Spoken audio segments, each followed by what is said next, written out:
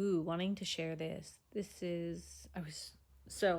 My friend Alex from online, hi Alex, um, has been going through videos of mine today and commenting. Thank you.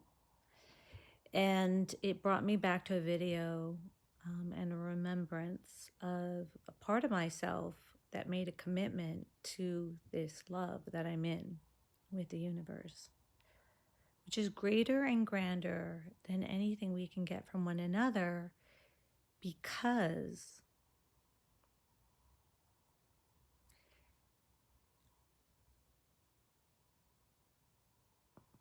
it's 100% pure, right? And as I look back on the video that I made a year ago, um, if I choose to believe something, or if I choose to have a truth, it integrates into the foundation of my experiences. I'm going to repeat that. If I choose to have a truth, if I choose to have an experience, if I choose to believe something wholeheartedly, it integrates into my experience. And we call this life. And back a year ago, thanks to Alex's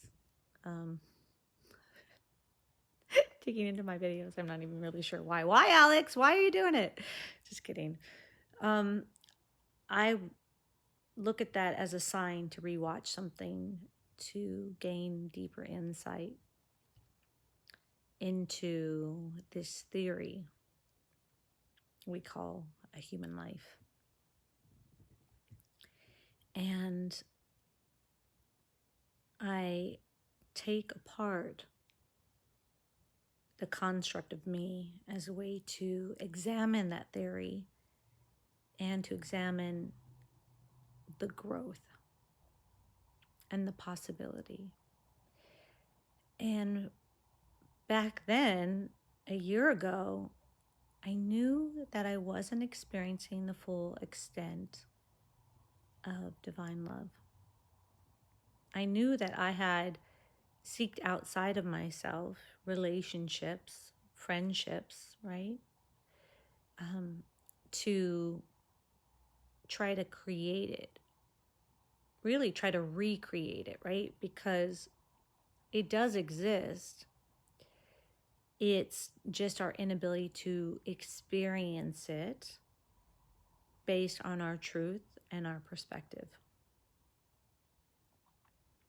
Wow, what a jump I've made in the last year. And you gotta look at yourself and celebrate those small wins, because you're moving towards an elusive, something very elusive to the ego, to the human experience. Your sum total of what you can experience. Just look out into the world and society, and that would be what your sum total of allowance. So some do it through religion, some do it through other people, some do it through careers. We all have chosen some format in which to experience ourselves in a way that feels good. I'm choosing very clearly to experience myself through the remembrance of what I could be if I felt the love, support, and kindness of the universe. So I've taken people out of the equation, and I've even taken life experiences and transpose them as a way to reference. I don't know if I'm saying this right. This is my first time explaining it, but I felt very excited. Let's see if I can put it all together for a little bit. Right? I'm choosing to take those experiences and examine them as ways to see what they generated for me. Were they generating more love? Were they generating um, a concept that could create in the end more than just a loop around. And a lot of my life experiences were loop arounds, right? Through friendships and through relationships, through life experiences, through work relationships, through work experiences, through the sum total of Susan's, life. Um, I was seeing patterning, and I saw a lot of patterning, and I could identify those pattern pieces in a way to take a deeper insight in front of me, for me, to benefit me, and to also see how I was able to receive love or how I was pushing love away.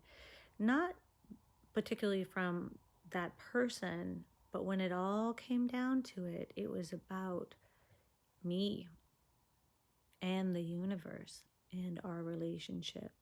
And it all looked like it was work. It looked like it was people. It looked like it was successes or not successes, right? When you strip it all down, it does come down to the relationship between you and the great unknown that we call the Divine Mother and Father, who I believe has created all living light in the universe, all living beings in the universe. Now, how far or close you feel to that is you. It's all you. You have the right to dictate that through free will. But I'm excited because a year ago, I knew I had I figured out that I was distanced from that because I didn't feel worthy of that love. And I'm standing before you now, even if I'm 2% closer, because I don't know the percentages, I'm closer than that, but let's just say 2% closer, right? That's 2% closer that I can be loved. I am lovable, and I have a relationship with that divine, elusive family of light that religion talks about, but from a place of you're a sinner. And I think that to be able to receive love means you have to put aside that you're a sinner and start to feel worthy of that love. Not because you're perfect, although you were perfectly made.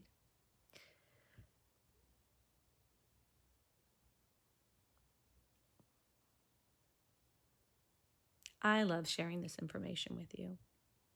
I don't know how much you get, how much you don't get. I will only know that by the comments below, so feel free to share. But it won't change that I love sharing this information with you. And I love sharing it with myself. It excites me to know I've made a leap from a year ago. It excites me to know that that relationship I wanted, more than anything I wanted ever in this reality system, is coming along beautifully.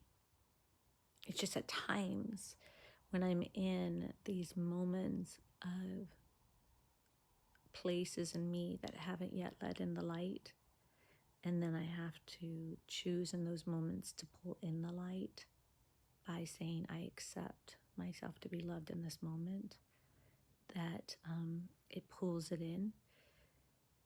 And I think it's really brave when you can go to a place that feels scary and choose to be loved by your Divine Mother and Father. And that's all this awakening process has been about for me, is to see where I deny my origination and where I can let that in.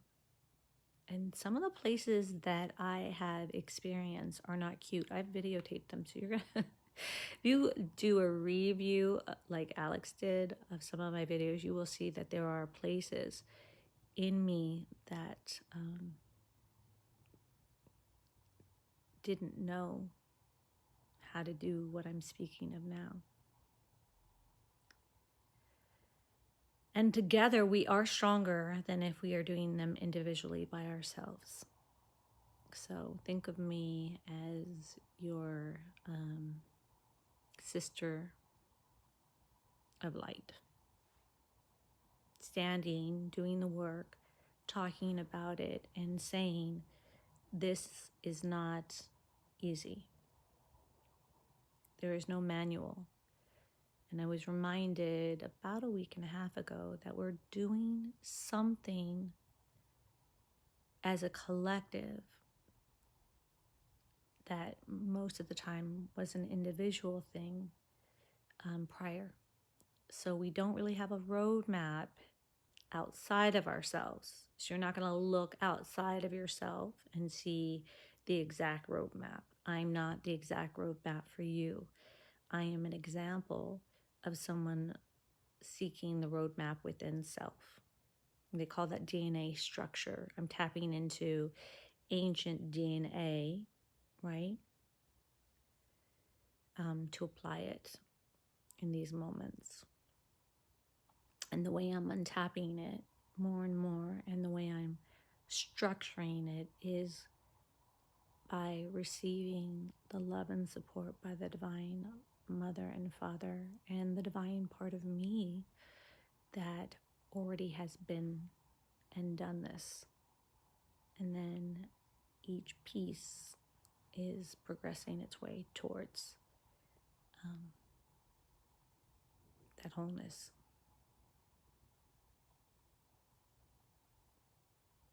And so it's not easy, but it's doable.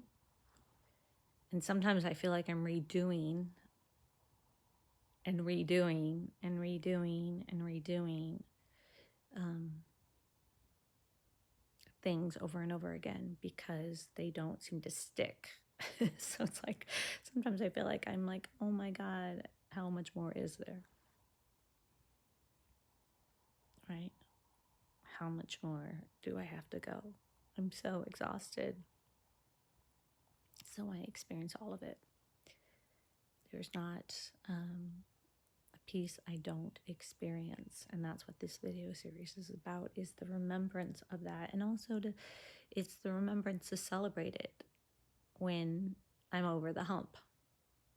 And if you're in the hump before you're over it, then this is the reminder that you will get over the hump. And that I think if you look at, like, I'm an Aries, so if you look at any of the Aries videos, you'll see, like, we've got swords, you know what I mean? Like 10 swords and 9 swords and sword. If anyone can relate, respect, have compassion for the journey in which we are all on, that seeking our freedom, the ego is seeking the freedom back to its greatness, then you know it's the road less traveled for a long time, and it's the road more traveled by a lot more of us in this current time, if you were to put a timestamp on it, which I don't like to do, but at the same time, it's good for the storyline. This information and laughter. Don't be afraid to laugh and just be like, ah.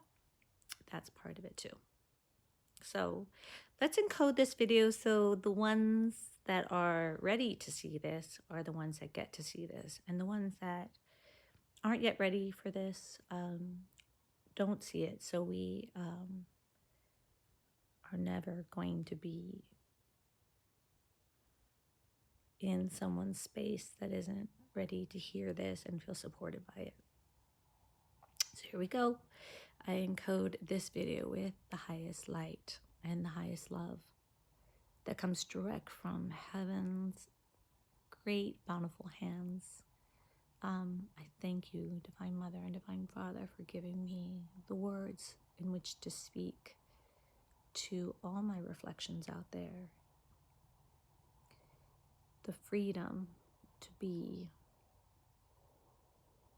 exactly who I am and exactly who they are.